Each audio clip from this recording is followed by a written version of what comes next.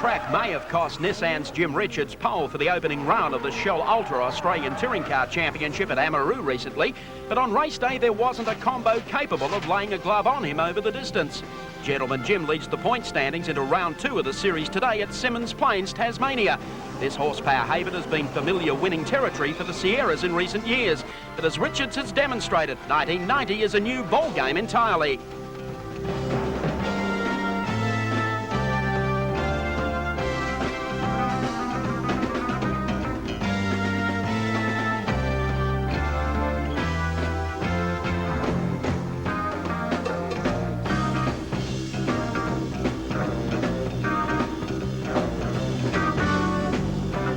Hello, welcome to Seven's exclusive coverage of the second round of the championship. A big crowd gathered here to see some magnificent racing, but the weather is going to play a big part in proceedings because we have had 4 seasons in a day already, and it's very difficult to predict what will happen here. But the Weather Bureau has had a stab at it. They've gone for a cool, cloudy day with occasional showers, light winds, and a maximum of 18 degrees. Mike Raymond, it should be some exceptional racing here, especially with the forwards so dominant on the grid. I think so, Cameron. In fact, it's great to see Peter Brock with pole position. In fact, Peter Brock set pole for this race last year in the Mobile Sierra. He didn't have too much luck because, of course, Dick Johnson last year got up to win the major race. But here's how they line up today. Peter Brock on pole in the Mobile Sierra. From 2 is Tony Longhurst in the Benson and Hedges car. From 3, national champion Dick Johnson. Watch him today. Glenn Seaton starts out of 4. From 5 is Alan Jones in the second of the Tony Longhurst cars. From 6, John Bow, Tasmania's favourite. From 7, Jimmy Richards in the Skyline. One to watch today. Andrew Madecki starts out of position number 8. From 9, we have Colin Bond in the Caltech Sierra. And rounding out the top 10, it's Greg Hansford. That's coming up later in today's. Going to be an absolute ripper. But just before that, a change of pace. We go to Phillip Island, where over the past months there's been some fascinating vehicles involved in tyre testing.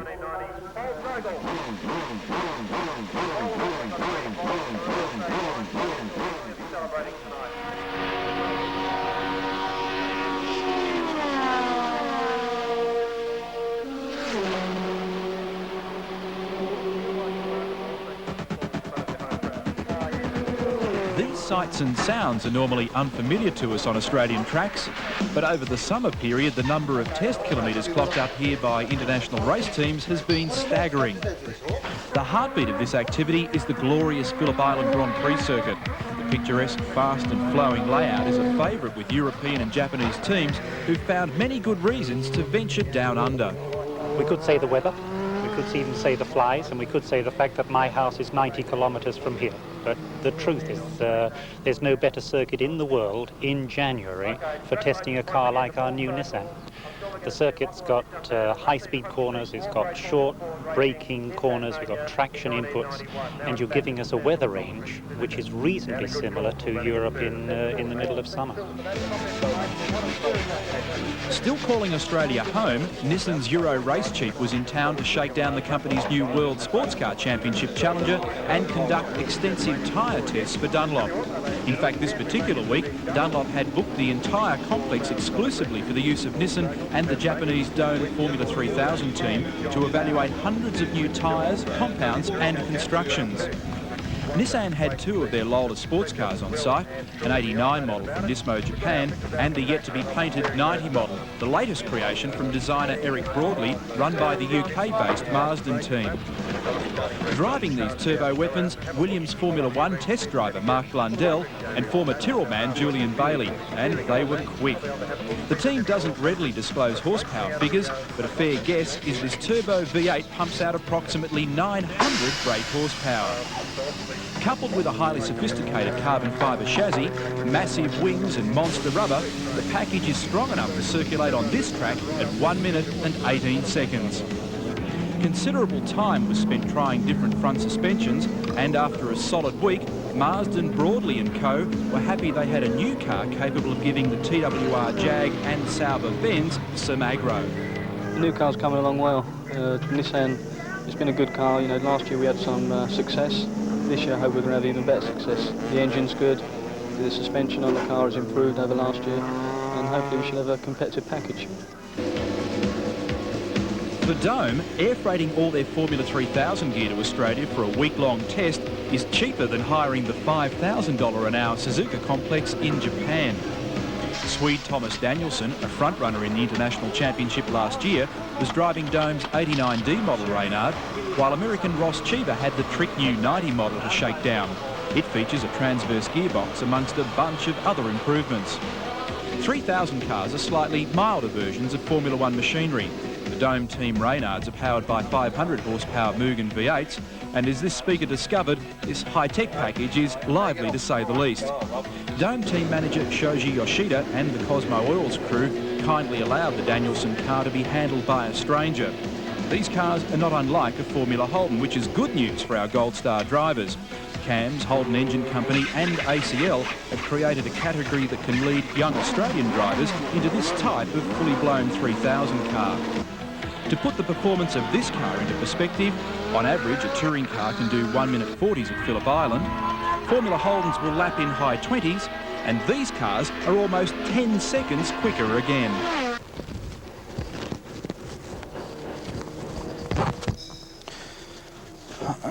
Well, I don't really know how to describe this thing. It's sort of like a Formula Holden that revs. Unbelievable grip. Just cannot believe the high-speed grip of the car.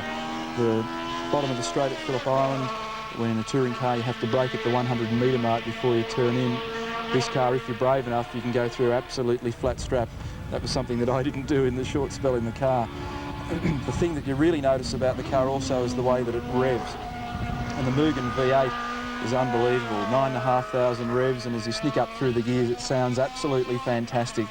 If you're a boy racer, I think I've definitely got that disease.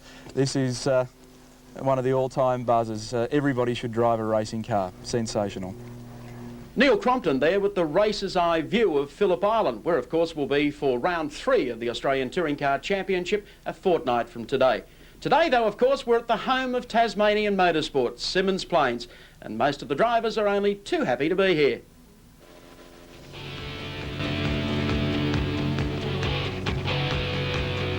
Little has changed at Symmons Plains since the circuit became part of the National Touring Car Series back in 1969. The 2.41 kilometre speed strip just outside Launceston is known for its long sweeping straights and one-lane turns. Symmons is tough on brakes and tyres, though for the past 2 years Dick Johnson's Shell Ultra Sierra team has run roughshod over the mainland opposition. Last year, Peter Brock sprang a surprise by taking pole in the Mobile Sierra. And at the start, it was Johnson who blitzed them in the all-conquering Cosworth. Brock gave chase to get on even terms with the Queenslander, while Brad Jones in the second Mobile machine was making his presence felt amongst the middle markers. Sadly, he was to finish in pit lane after an engine expired. John Bow, meanwhile, dashed in for some Dunlops and came back like a house on fire. Dick had them all covered to win by 5.6 seconds from Brock, and Bow third 48 seconds in arrears. Winning here would mean a lot to me, obviously because I'm a local. 88 was the first year I drove a touring car here and I came second. 89 I came third, so I hope I'm going to go back up the right way. The Devonport Dynamo was considered the shortest price favourite in the field for the Shell Ultra Opener at Amaroo a fortnight ago. There he was on the front row with Alan Jones, and it was all there for the taking. Trouble was, nobody bothered to consult Nissan's Jim Richards, who rocketed off the line to snooker the front row Sierras in one swoop. To his credit, Bow gave chase and was hauling in the GTSR Turbo until he kissed the wall and had to ease off the gas to save his tyres. Johnson turned in the drive of the day, coming from the middle of the pack to take third and giving the Shell team a good start to the 1990 series. On the leaderboard, Richards has a 5-point break over the Tiger from Tassie. Johnson is third, 2 clear of Longhurst, and a similar gap back to Brock. Well, we couldn't have wished for a better start to the season with the first place at Amaroo. That was really good for Nissan. Yesterday's pole shootout was always going to favour the Sierras, but as he did last year, Peter Brock set the pace in the 05 Mobile entry. His time of 55.86 seconds was 10/100ths faster than his front row effort in 89, and there's no doubt Peter Perfect is better equipped this weekend to take the fight up to the Shell combo of Johnson and Bauer.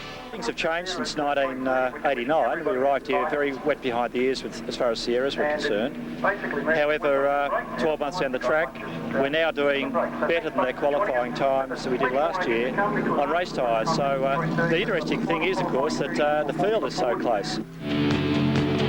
Sharing the front row with Brock is former Bathurst victor Tony Longhurst in the Benson and Hedges Sierra. The gap a mere 5/100ths of a second. Row 2 pairs noted Symmons, Sizzler, Johnson alongside Glenn Seaton in the Peter Jackson Ford, while the third row will be split by Amaroo pole sitter Alan Jones and Bow in the second of the Shell Ultra Sierras. Richards came to Tasmania not expecting to hold the turbo Fords around the circuit. It surprised even himself with the top-end power curve of the Nissan GTSR Skyline. He'll start for position 7 while Andrew Madecki has qualified 8th, leaving Colin Bond and Greg Hansford to quibble about who does what from row 5. Holden hotshots Percy and Perkins have it all to do from 12th and 13th in the 24-car field. But the real race should be between the top 10. Take your pick, but don't write off Jim Richards just yet. We've been pleasantly surprised in practice so far that we're so close to them. And although we're sort of 7th on the grid, there's only sort of about, I suppose, half to 3/4 of a second difference between the first 7 or 8 cars. Now that to us is very important because it means that we are competitive with the Sierras on this track where we thought we wouldn't be. Nissan may have brought only one car to Tasmania this weekend, but the team is confident they have a near-perfect setup to ensure round 2 of the championship is not a Sierra benefit. So don't go away. After the break, we'll have all the championship action from Symmons Plains.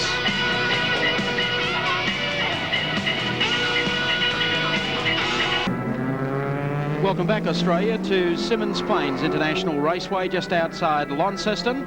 And this telecast brought to you by Ultra Unleaded by Shell. You can really experience the difference. And Shell, of course, along with Toyota, bringing you the National Touring Car Championship during 1990. You'll never forget round 1 at Amaroo Park a fortnight ago. Round 2 today with Peter Brock on pole position. Let's check out how they'll start today in round 2 from Symmons Plains in Tasmania. Peter Brock on pole position in car number 05, warming up the tyres at the moment. Sat on pole for the race last year, as we mentioned a little earlier. And sharing the front row with him will be Tony Longhurst in the number 25 Benson and Hedges Sierra. Out of position number 3 is the national champion of Australia, Dick Johnson, in car number 17 for Shell. Starting out of position number 4 is Glenn Seaton in the Peter Jackson Sierra. From 5, Alan Jones, pole sitter from Amaroo Park.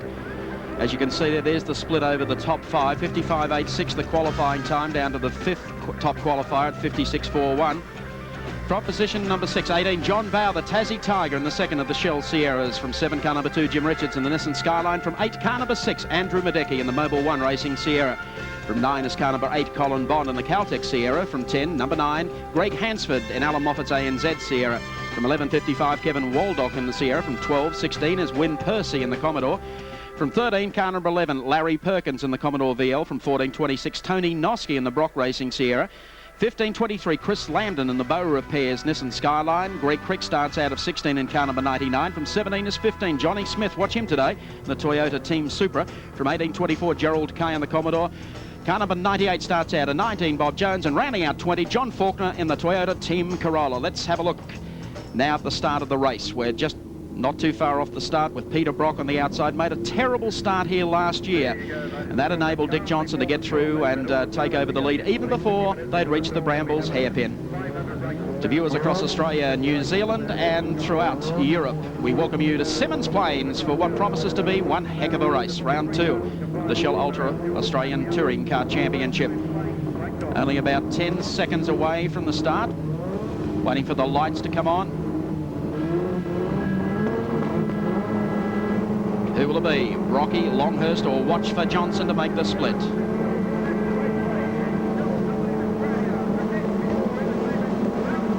Racing, Brock off to a good one this time. Longhurst buried it on the starting line, and Johnson grabs a gear. And Johnson up now on the inside is really going to make life interesting for Tony Longhurst when they head down to the first corner. Brilliant start by John Bow. And just look at Alan Jones muscling his way into the action. Also a good start there from Jimmy Richards. Brock into the hairpin. Gets out of there with Johnson in second place, and right behind him is Tony Longhurst. They're all through turn number 1, the hairpin, without a problem. Alan Jones again for the second race running has lit that car up and absolutely smoked it. He sat there going nowhere as we watch this scrap between Longhurst and Dick Johnson. Peter Brock the leader. And problems back in the pack. I think it could be Alan Jones. In fact, got smoke pouring out the back of the second of the Benson and Hedges Sierra, and he is slowing down appreciably. This moment, though, it's Peter Brock who'll lead them round for the completion of the first lap, and doing it comfortably as he comes up over the hump. Back towards the pits with Longhurst showing Dick Johnson. He's got enough stick to be able to pass him in the opening lap, so they're down one lap. With Brock leading it from Tony Longhurst, Dick Johnson, John Bow, Glenn Seaton, a good start in the Peter Jackson Sierra. And right in amongst them, of course, is Jimmy Richards in the Nissan Skyline GTSR. Well, this is an aggressive start from Tony Longhurst as we look at his teammate Alan Jones. Remember, I said off the line, the car just sat there absolutely smoking the back tyres. Alan did that at Amaroo Park, and I wonder whether they've just got a problem in the rear end of the car as a result of that, or maybe something broke on the line. Who knows? We'll get Cameron Williams down there to check that one out for us. And Peter Brock, meanwhile, continues to lead. Now, a lot of activity on the left-hand side of that car, but Tony Longhurst is sweating on the back of Peter Brock at the moment. Coming in for the completion of the second lap, and it'll be Peter Brock lead them down past the pit turn. Almost a brake lock up that time from Tony Longhurst, front of Benson and Hedges car. Front right-hand corner, a Longhurst car doing a lot of work. Right behind him, Dick Johnson playing this one ever so cool after a splendid drive. Jones rejoins the race. A costly light-up of the slicks on the starting line for Alan Jones. Well, maybe we'll find out shortly, but 56.8 for Peter Brock on that lap compares with his 55.8, his best lap in qualifying. So that shows you that on the second lap, with relatively cool tyres and a relatively high fuel load, Brock is absolutely flying. Said yesterday, of course, that he qualified on race tyres and expected to be able to keep the pace up today. We'll wait and see. There's the scrap going back behind them. John Bow of Tasmania, car number 18, has Glenn Seaton in the Peter Jackson Sierra right behind him. Next is Andrew Madecki in the second of the Mobile 1 Sierras. Then I notice, I think it was Colin Bond is away to a great start in the Caltech Sierra, and Jimmy Richards behind him. So Richards actually has lost one or two spots.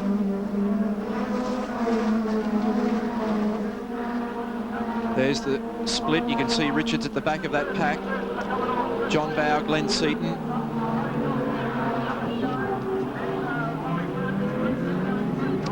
Through this hairpin left-hander. It's very, very hard to gear a car appropriately for this corner. Win Percy in the background there in the Holden Racing Team Commodore. Go back to the start now and have a replay. We'll see just exactly what happened here from the point of view of Jim Richards. Look at the Jones car. Smoke everywhere. Glenn Seaton off to the right. Jim, those super quick changes. He had to lift off a little bit because Glenn came across and took some territory, and that's Andrew Madecki on the outside. Then they go down to this super tight left-hander. So we come back now with Peter Brock still leading from Tony Longhurst. In third place, Dick Johnson. In fourth place, John Bow. Further back behind John Bow, Glenn Seaton, then Andrew Madecki, then Jim Richards, Colin Bond, Greg Hansford, the next man through. Then the first of the Holdens, Win Percy. A gap then to Chris Lambden, Alan Jones one lap down, Kevin Waldock, Larry Perkins and Tony Noski. Yes, that replay showed rather effectively. I think that Alan almost caught a lot of the loose stuff that was just outside the circuit, outside the racing line, so he really did give it a buzz off the line. Back to 5th, 6th, 7th for you, with young Glenn Seaton going through, still holding that brake as we go down into Coke Corner, and the man in the pits with all the information is Cameron Williams, who was there after the Alan Jones pit stop. He might have some information from Frank Gardner. Cameron? Yes, I certainly have, Mike. Alan blew a rear tyre, the left-hand side tyre, and I think it may have happened right at the start, so he's done a circuit on a blown tyre. He's back on the track now, but there's still some concern about that rear. Okay, thanks, Cameron. In the pits? Jones has blown a left rear tyre and Cameron's blown his voice. Yes. Down there with a bad dose of the flu this weekend, so we'll let him down there all weekend and freeze to death. Thanks, Cameron, for that. That was interesting. The problem with Jones is obviously he's happened right there on the line, and that's why we're seeing so much tyre smoke, and that's cost him dearly, but he's charging back through the pack, and every little point can count in these championships. Peter Brock continues to lead in the Mobile Sierra 05. We'll show you the cars going through. There's your race leader, Peter Brock. Second spot on the Benson and Hedges Sierra, Tony Longhurst. Third is Dickie Johnson going through. Here's fourth, John Bow. Fifth is Glenn Seaton in the Sierra as they make their way back down towards the pit turn, and some problems here as Jimmy Richards fading just a little bit. Andrew Madecki is the next one through as they're already up to put a lap in some of the smaller cars.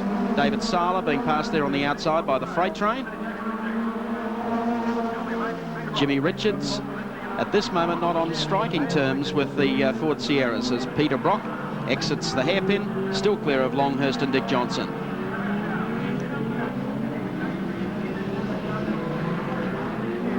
That'll show you how the cars have really spread out in the opening 6 circuits of the race so far.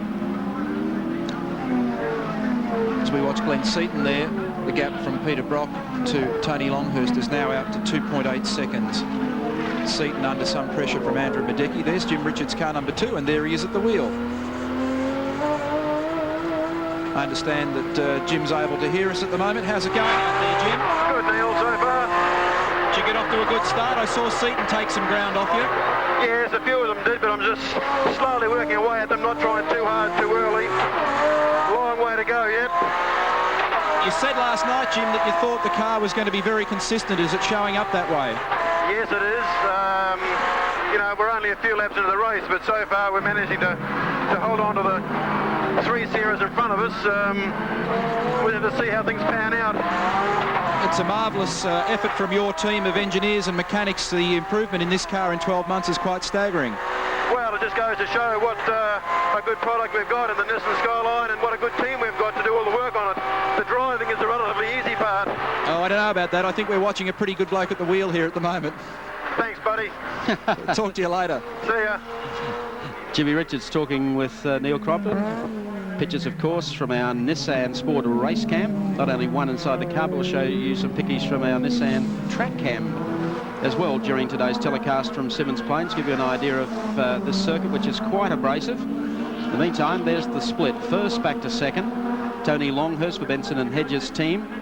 Dick Johnson, maybe just a touch closer this time in car number 17. And Dick has been trailed by John Bow, his team partner in the 18 Shell Sierra, then followed by Glenn Seaton. 12 months ago here, I was just thinking that Dick really had the wood on the field. He was able to get off the line and then fend off Peter Brock for a couple of laps and disappear into the distance. But it really is a tribute to the other teams, how in 12 months they've been sick and tired of Dick embarrassing them. They've really put a lot of effort into development, and we're seeing a lot more competitive teams in with their Sierras in 1990. 3.4 seconds the gap from Brock back to Tony, and Peter's really just slicing this pack up at the moment in a big way. This is where the action should be coming from shortly. We'll see if Dick Johnson can work his way down the inside of Tony Longhurst. In the meantime, our race leader, Peter Brock, in the Mobile Sierra, car number 05 to the Brambles hairpin again. He's doing exactly what he predicted he would do yesterday. Because if he won the start, he figured he was going to be able to get away from the pack, and he's doing that at the moment. Let's check them out for you on our Shell Ultra race score. Our familiar music. Peter Brock is our race leader. Running second, Tony Longhurst. Third is Dick Johnson of Queensland. Fourth is Johnny Bow, his team partner. And running fifth in car number 35, Glenn Seaton in the Peter Jackson Sierra. And we'll be back at Symmons in a sec. 12 minutes into this race. Round 2 of the Shell Ultra Australian Touring Car Championship from Symmons Plains, Tasmania. And as we watch Dick Johnson here, you'll note that there's a yellow car missing from this frame. And Tony Longhurst, for some strange reason, has gone to the pits. Now you'll see Dick Johnson go through on the inside in the far corner over at Coca-Cola, and just a moment after this, suddenly Longhurst just looks to the left, the car slows up desperately, John Bow goes by, and he's gone to the pits. So once again, as soon as we can get Cameron in there, we'll find out exactly what has happened with the Longhurst car. So that makes Peter Brock the clear leader from Dick Johnson. I'll give you that gap shortly. And then another reasonably healthy gap back to John Bow, then Glenn Seaton. There's the gap first to second. That's Brock in the foreground, then Johnson, then John Bow, then Glenn Seaton in the background. And hard to see who's after that. So Johnson Neil's keeping an idea on the watch to see whether or not Johnson is closing on Brock. At this stage, there's the two shell cars. Brock has just gone through. Here's Dick Johnson going through in car number 17. John Bow running in third as we pick up on Peter Brock. Oops, a little skatey through there. Might be a touch of oil still on the racetrack there, but a little bit of a skate there from Peter Brock. There's second going through Johnson. Here's third, John Bow. Fourth is Glenn Seaton. Fifth, of course, is Andrew Madecki. Forget Alan Jones. Next one up is the Nissan Skyline, of course. And then Colin Bond going through in car number 10. Greg Hansford is your next place driver in the ANZ Sierra. Then back through the pack to Win Percy, who goes through there smartly. Alan Jones, Kevin Waldock just going through there on the inside, and Larry Perkins. Followed by Tony Noski, who's the next one, and Chris Lambden in the Bow Repairs Nissan Skyline, the privateer. Well down in the field, but that's how they're running in the space between the cars. As you can see, Brock doing it comfortably in the number 05 Mobile Sierra. Down through the sweeper. 3.1 seconds is the gap from Brock to Dick Johnson at the moment. And I reckon, if anything, Johnson's starting to close the gap. Peter just got very out of shape the last time through that particular corner, and they're certainly plodding their way through all sorts of traffic at the moment. And it's probably giving Dick Johnson a little bit of inspiration as the back of that mobile car gets a bit bigger. Let's see if we can get a gap for you once again. Brock coming onto the main straight area, and it's now down to 2.5 seconds, so it is closing. There's John Bow. Johnson on the charge at the moment, minus Tony Longhurst, who's gone to the pits. So the Benson and Hedges cars not having a good day. A left rear tyre deflating on Alan Jones' car at the very start. He had to go in and make a stop and has rejoined one lap down. Also saw John Faulkner there in the Toyota Team Corolla. Of course, running the baby class, going after another national championship victory. Had a lap put in by both Peter Brock and Dick Johnson at this stage. And looking set for another class win here this afternoon. Dick Johnson, car number 17, the Shell Ultra High Sierra, giving chase after our race leader Peter Brock. And we take our Dunlop race cam with Dickie Johnson, and on behalf of all 7 viewers, it's great to have you back talking with us, Dick.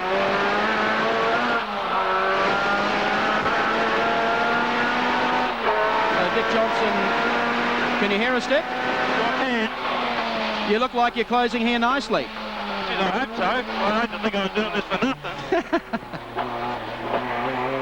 It looked like it was a little slippery down there in Coke Corner the last lap. Peter Brock getting a little out of shape, and that's where you've made up a bit of ground on him too. Yeah, it's a little bit slippery, all right. Only longer. The windscreen is not looking real good. All right, we might let you get on and do what you have to do, and then when you do it, we'll come back and talk to you. Yeah, these fellas seem to be on the outside and put their foot into it. What he said. Okay, now Cameron Williams is in the pits with Tony. We'll find out what happened to the B&H car. Cameron? Yes, Neil, Tony didn't even bother to drive into the pits. He drove straight back to his garage. Tony, major problems. Yeah, we started off nicely and I got past Dick. And when I was in behind Peter, the water temperature was starting to come up a little bit. It was up to about 110. I thought I'd better just back off a little bit, so I dropped 500 revs. And that's when Dick was catching me. And so I thought a little bit of a problem here with the water temperature. Next thing, it just went off the clock, and it's obviously split a bore or blown a head gasket. Well, that's a disappointment, obviously, because Alan had such a bad start with the blown rear tyre. Yeah, it's very disappointing for the team. The car was going great. It's the best it's ever been, and we'll just have to look forward to Phillip Island in 2 weeks. Yeah, better luck at Phillip Island. Thanks, Tony. Thank you, Tony, and thank you, Cameron. Highest placed Commodore in the pack at the moment is Win Percy, running a 9th in the Holden Special Vehicles entry, coming up, putting a lap on Gerald Kay in the Jag Parts Commodore. Headlights ablaze. We're 18 minutes into this race at the moment. At least looks like a top 10 finish for Win Percy today in the HSV Commodore. Still clear of the Larry Perkins V8. They're filling the pinch here at Symmons Plains against the somewhat nippier Ford Sierras and Jimmy Richards in the Nissan Skyline, but for a lot of Holden fans out there, well, there's Win Percy up to 9th in the field, and also putting a lap there on one of the Toyota Corollas. Brock to Johnson is now 2 seconds exactly. Well, it is starting to get a bit tight up at the front as we go through the sweeper now with Percy in the Commodore. Good, of course, running the Touring Car Championship this year, has moved from the UK to Australia to run the Touring Car Championship, and of course the Tooheys 1000 at Bathurst. 2.3 seconds the gap. Brock to Johnson.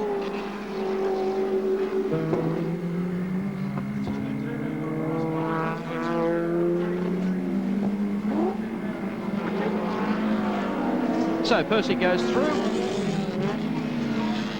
Car number 16, we look for the gap between our race leader Peter Brock, who's going down the back sweeper towards Coke Corner, and Dick Johnson. He's just holding that gap pretty steady at the moment. Dick made pretty fair inroads, and now it's just stabilised for a moment, and John Bowers managed to shake away a little bit from Glenn Seaton. Just see those guys there. There's Dick putting a lap on John Smith in the Toyota Supra. So we'll have a look at that later. Johnny Smith this weekend in the Toyota Supra. The car qualified reasonably well. A lot of development to go on the car, but John said it gets better at every race meeting.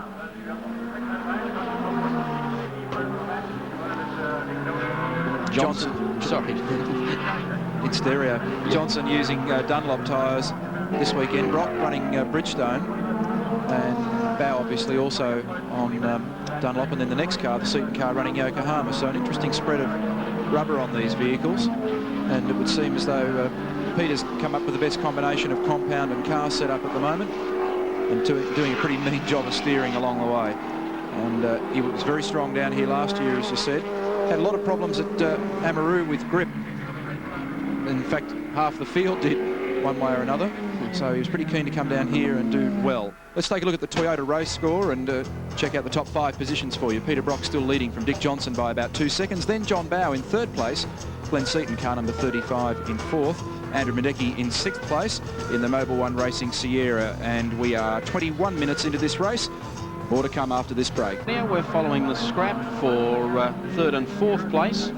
John Bow, car number 18, the second of the Shell Sierras.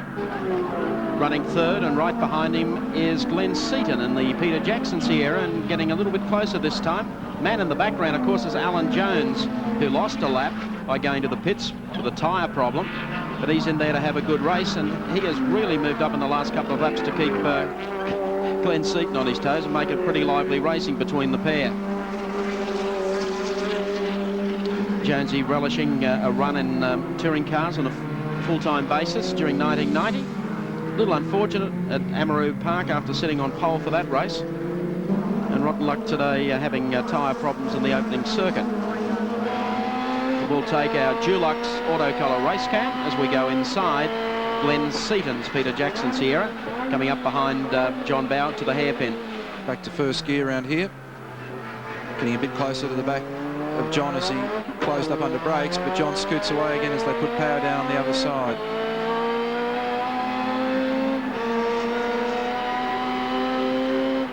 Glenn having a much better run this weekend than Amaroo Park, qualifying in 4th and racing at the right end of the field at the moment. He had a lot of problems. Well, you heard him say on Dulux race cam at Amaroo Park, he had a lot of problems with grip and thought that he went for the wrong tyre.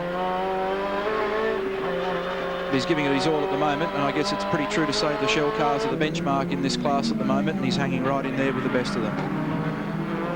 And I believe they're fairly confident by the time they go to Phillip Island for the next round of the championship, a fortnight from today. They'll be doing a lot of testing down there.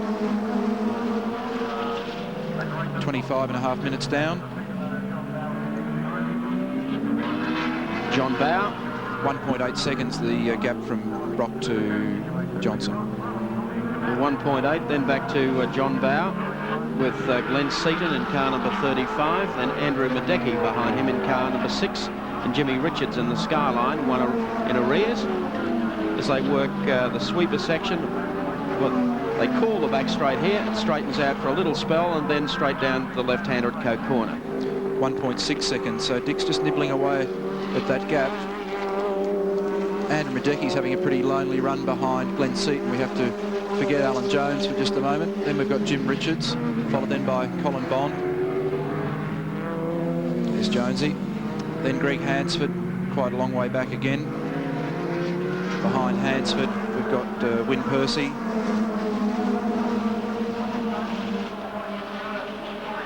Wyn Percy then back to Kevin Waldock. Kevin Waldock, Larry Perkins. And I think behind Larry we've got Chris Lambden in the Borough Pairs car. Tony Noski was up and running in 12th. He has gone to the pits. We'll check that out for you. See the reason why he's in there, in the number 26 car. So some bad luck for Tony Noski. Car looked good in practice yesterday. But there's our race leader though, Peter Brock.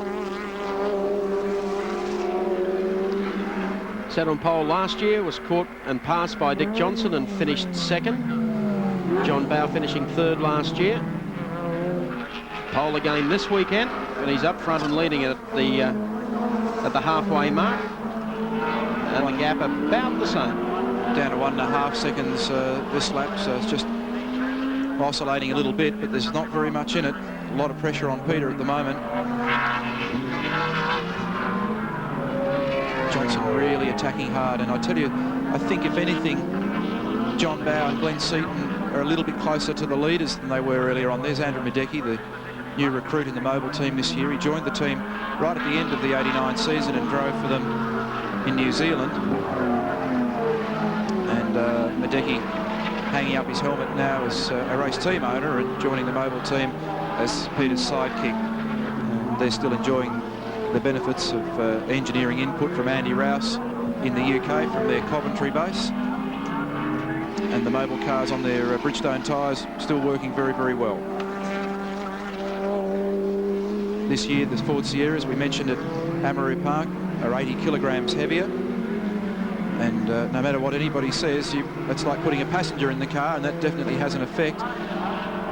But such is the development of these cars and the ongoing quest for horsepower that even though this year there's no use of qualifying tyres in the Shell Series, Peter Brock in qualifying yesterday was quicker on race rubber than he was on qualifying tyres last year for pole, so it's quite extraordinary.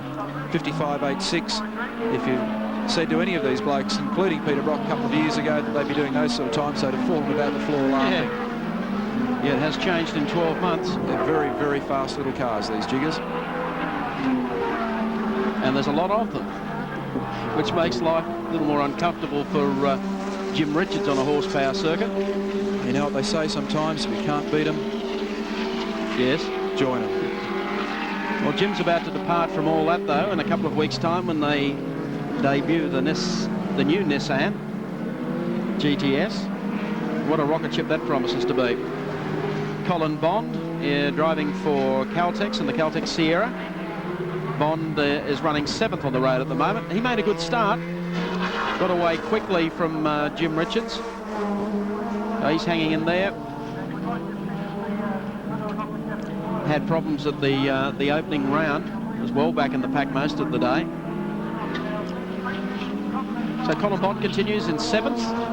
Bit of a lonely drive for Colin. He's got no one in front of him and no one behind him. But knowing Bondy and his character, he'd be laughing all the way. He's got to be one of the most pleasant blokes in Australian motorsport, a 3-time Australian Rally champion. He's been a winner of the Touring Car Championship, winner before at Bathurst. And he's exactly 1 second slower than Brock in qualifying yesterday, but that's the difference between 1st and 7th, or 1st and 8th in Bondy's case. Leaders go beneath the Dunlop Bridge and work their way up towards the hairpin. Give you some indication of the gap back to Colin Bond.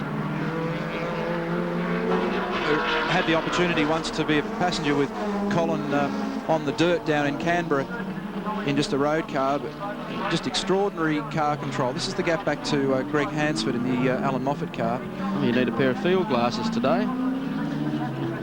Oh, there he is. So you can see that Colin's got no pressure on him at the moment, and not too far behind Greg. We've got Win Percy and the Commodore. So Hansford runs 8th on the racetrack at the moment. In the ANZ Sierra, as we mentioned at Amaroo Park, Alan Moffat electing for Greg to do the running in the Touring Car Championship. He had a pretty miserable run last year, only had a couple of races, and then of course missed out, nominated in the driver lineup at Bathurst, but because of car problems missed out on a run during the Tooheys 1000. But is enjoying a full season of touring car competition this year. He had a few more guys to race with at Amaroo Park, so this has been a bit of a lonely run in 8th spot. Is anyone after the two leaders, or after the three of them, have discovered this afternoon? Gap about the same going down to Coke Corner. John Bowe, 3rd in the race. 4th is the man right behind him in the Peter Jackson Sierra, and that of course is Glenn Seaton. They're probably the closest two cars since the race started. They've been having their own individual scrap. Seaton gets close for a spell, puts a bit of pressure on John. Then a lap car will interfere, and then the gap will open up. Getting a little closer this time as they make their way up towards the hairpin. I think John would love to win one here, but it's not going to be today. We take our race cam in the Glenn Seaton Sierra, sponsored by ICI Dulux Auto Colour, and then you can see just how he gets away from him in that spot. Looks like another pit stop coming in for Alan Jones and the Benson and Hedges number 20 Sierra, and giving the tyres a fair old caning since he went back out onto the circuit. But Seaton closes a little bit as they come down towards the pit turn. And why not go to our Dulux Auto Colour race cam? How's it going, Glenn? Oh, it's going fine. Just trying to sit on behind John Bowe at the moment and sort of hit with one foul swim from the passing move. It's pretty hard with the lap traffic, but the car's good. Break the gear stick lever off on the second lap. As you can see, there's no gear stick ball. But we just have to handle it with your bare hands. The car's going good, but by the end of the race I think we can catch them anyway. Well, it just seemed a few laps ago you got a little bit closer. Those lap cars can really destroy your game plan from time to time. Well, we thought we were in for a good chance from the word go, so it's a matter of sitting here and holding on. But hard work. You're racing against the best in Australia, so you're naturally got to work for your win. That's certainly the case. Thanks for spending time with us, Glenn. We'll let you get back onto the job of catching John. No problem, Mike. Thanks, pal. It's got a pretty hard task there, having to change gears with the ball of the gear lever missing, and it's going to make an awful mess of the palm of his hand. Actually, as we were chatting to him, I was just watching John inch away a little bit, yes. So I wasn't too keen to throw too many more questions at him. He'll come looking for us at the end of the race meeting. I thought that as he was showing us the glove and everything else, and John was disappearing into the distance. So Glenn Seaton continues after John Bowe. Bowe consolidating 3rd place. Race still led by Peter Brock over Dick Johnson. We're 35 minutes in. And it's all come down now to plucking away through some traffic, and that gap just seems to be staying pretty much the same. Here's Jonesy back with another fresh set of tyres. Plenty of fire in his veins, Alan Jones. Just wants to race with anyone today. Straight down the outside of Brocky. He's already had 2 stops for tyres. And Peter really doesn't need to get involved in any of this because he's been holding that very slim buffer over Dick Johnson. 1.5 to 2, then 2 1/4 seconds, back to 2, then back to 1.5.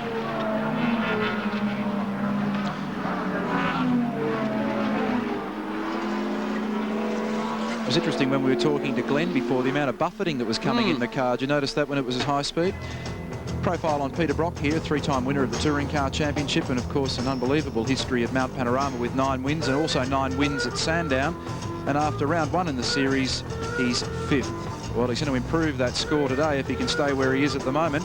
Still leading by just under a second from Dick Johnson. Peter Brock. Hardly need to explain much about that character in Australian motorsport. Now that he's been able to convince Jonesy to go off and race with someone else for a while, he can settle back. And hasn't he bolted? He's totally vanished.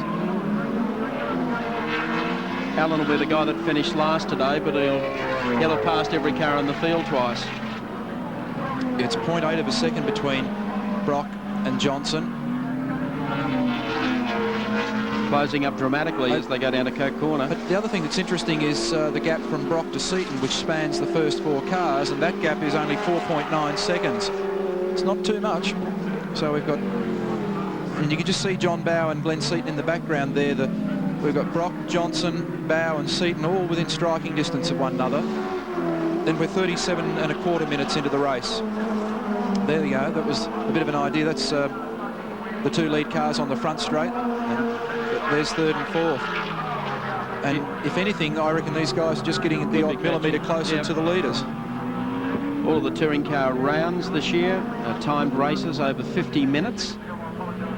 With the exception of the Wanneroo round, which loses 5. That's a 45-minute. And, of course, the next round of the Touring Car Championship will be a fortnight from today at Phillip Island in Victoria. And that'll be worth waiting for. Yep. Here's our race leader, Peter Brock. Let's check them out for you on our Shell Ultra race score. Brocky leads round 2 of the championship. The defending title holder, Dick Johnson, is 2nd. John Bowe, his teammate, is 3rd. 4th spot is Glenn Seaton in the Peter Jackson Sierra. And running 5th is car number 6, Andrew Madecki. And we'll be back at Symmons in just a moment. Plains Raceway, round 2 of the Shell Ultra Australian Touring Car Championship. Race leader Peter Brock still fending off a very determined Dick Johnson in car number 17. Johnson getting closer all the time. They've just put a lap on Larry Perkins. And in fact, during that break, Perkins probably held out Dick Johnson for about a lap, and that really took the pressure off Brocky. But now that he's by, he's straight back on the tail of the Mobile Sierra. So Dick Johnson turning in another splendid drive here today at Symmons Plains. The race is far from over.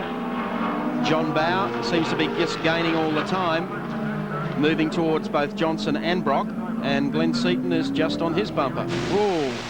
Oh dear, he's got him. Brock locked up a brake, or something let go on the car, I'm not sure what, but he got very out of shape in that hairpin, and he caught one midships then from Dick. Dick's through with all the fooling. It's time to get down to some serious racing for the lead now. So, dramatic turn.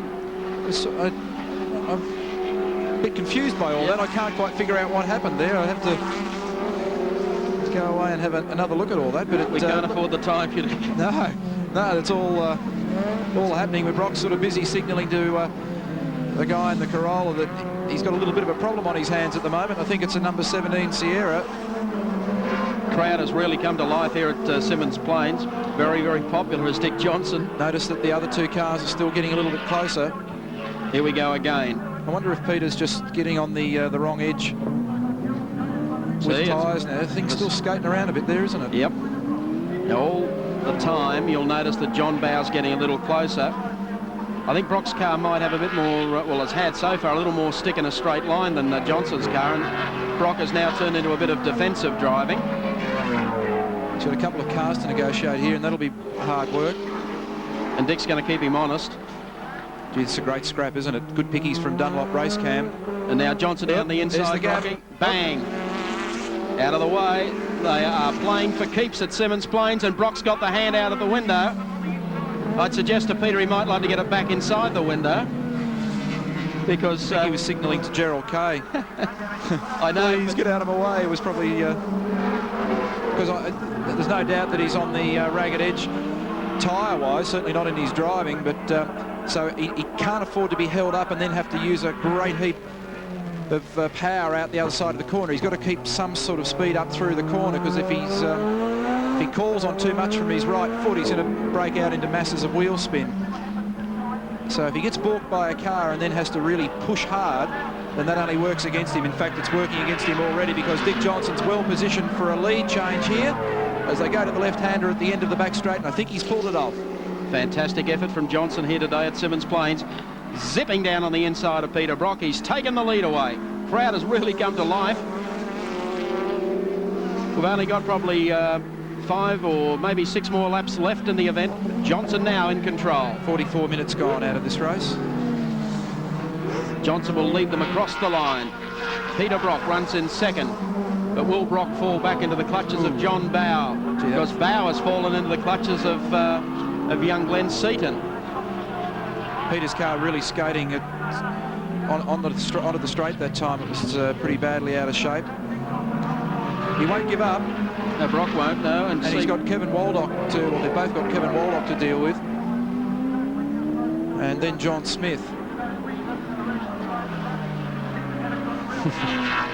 Good scrap, but not if you're a Mobil fan. No. Here's Johnson going between those two cars. Couldn't get Waldock before the end of the straight. So Peter's trying to drive as straight as he possibly can at the moment, try and conserve what's left of his tyres.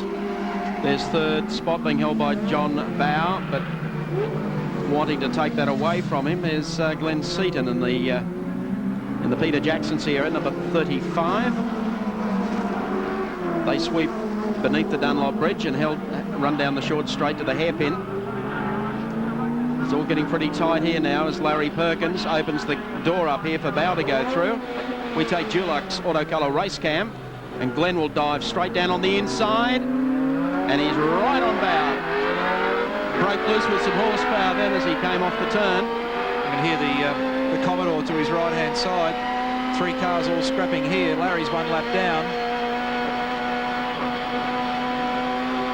And this is 4th, looking for 3rd at the end of the back straight, down to the left-hander at Coca-Cola. Oops, John locks up the front left. And you can see what that does. Look how it just eats into time. In fact, Glenn got right so close on the back, he had to back off again. One tiny little mistake, and it just makes a drastic difference in the gap between your car and another car. Gap opening up between Johnson over Brock. Johnson probably 3 or 4 car lengths. We're following the major scrap that's left in the closing few laps of this race. It's the dice for 3rd. John Bow again down on the inside as Seaton closes up under brakes.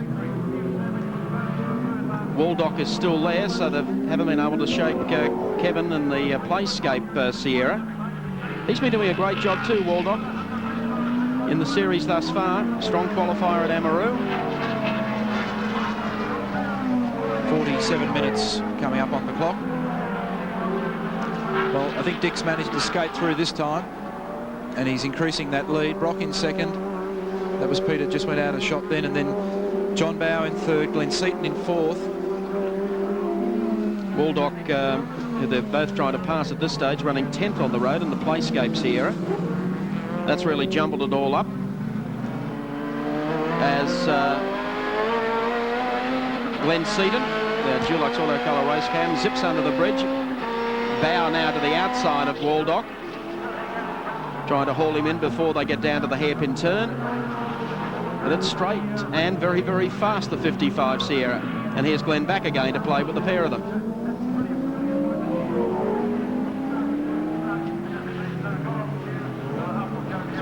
Kevin Waldock leading them. At the moment, they're trying to get by him while their little duel continues for 3rd. And this time it's Bow down on the inside of him. But I don't think Glenn Seaton is close enough to slip in before the end of the straight, and he's not. So that's going to give Bow the break that he needs, with time really starting to run out here at Symmons Plains. Looks like Dick Johnson is well and truly on the way to winning round number 2 of the Shell Ultra Touring Car Championship here this afternoon. He's extended his lead now to 2.3 seconds over Peter. That's Brock. John Smith out of business in the Castrol Toyota. Bad luck for Smithy in the Supra. He is not to finish in the event. He's in the pits, or is he headed back out again? Yes, he is, just for the finish. It's all academic, really, because Johnson running away with this one as they go down the back sweeper. There's Brock running in second in 0.5. Bowers third in 18. Right on his hammer is Glenn Seaton in the Peter Jackson entry. And then back behind them, of course, car number 6, Andrew Madecki.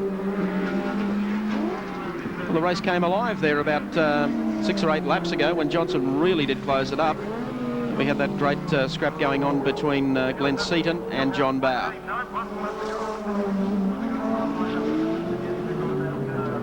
Coming up to 49 minutes and 15 seconds. There's every chance this is the last lap for Dick Johnson in car number 17. Third finisher at Sydney's Amaroo Park after starting out at the middle of the field.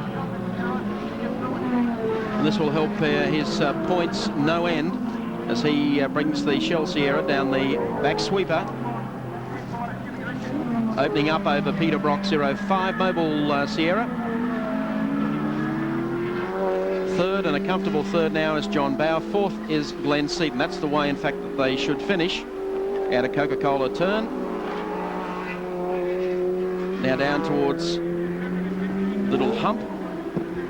Over there.